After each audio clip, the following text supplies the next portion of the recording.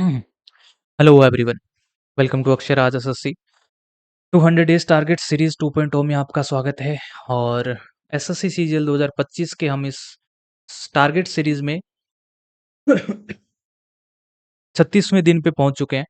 और जैसा कि मैं आपको हमेशा बोलता हूँ, थोड़ी थोड़ी अपने लिमिट को पुश करते रहें और 8 से 9 घंटे की तरफ बढ़ें। अब आप 9 घंटे कम से कम पढ़ना स्टार्ट करें। रोजाना थोड़ी थोड़ी लिमिट पुश करेंगे तो ही पॉसिबल हो पाएगा, एकदम से नहीं हो पाता। आज वैसे फ्राइडे है, और वैसे क्या, ऐसे और वैसे सब तरह से फ्राइडे ही है आज।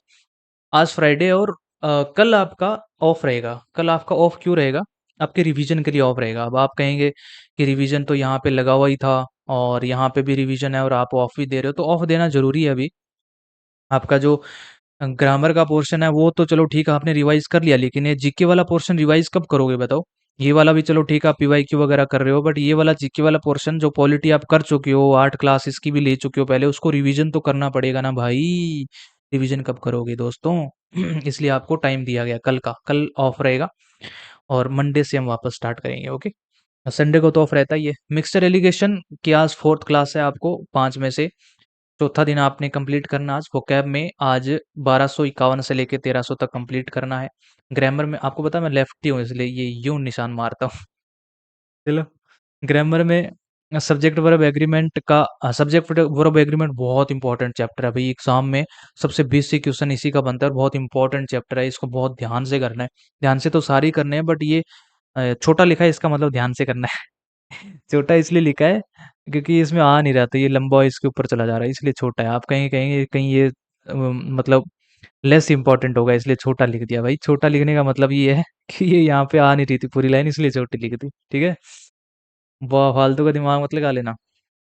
कॉम्प्रिहेंशन न्यूज़पेपर आपको पढ़ना है भाई। न्यूज़पेपर आपको 30 मिनट तो रोजाना पढ़ना है ही है। इसके अलावा आप टाइम मिलता है आपको तो 1 घंटा पढ़ा करो पूरा, ठीक है।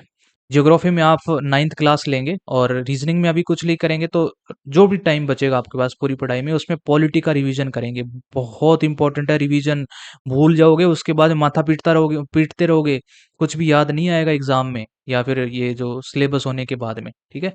तो ये आपका पर्सनल गाइडेंस है, आपका नहीं, मेरा पर्सनल गाइडेंस। और इसमें आप आ सकते हो, इनरोल कर सकते हो। अगर आप इनरोल्ड हैं तो रोजाना मुझे रिपोर्ट भेजा करिए, और वो भेजते रहते हैं आप, मेरी आपसे बातें होती रहती हैं।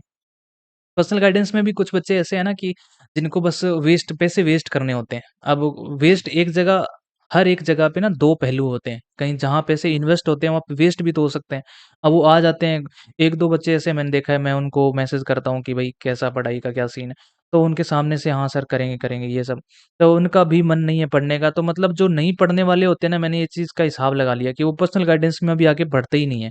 तो उनको फिर मैं थोड़ा अपने हिसाब से बिठाने की कोशिश करता हूँ। ये होता है कि भाई वो सीरीज में अगर 10% पढ़ रहे थे, तो वहाँ पे मैं उनको 50-60 तक ले जाता हूँ पर्सनल गाइडेंस में। चलो खैर, आज के लिए इतना ही, और कल फिर मिलेंगे। कल नहीं मिलेंगे, सॉरी, मंडे को मिलेंगे अब। Okay, thank you.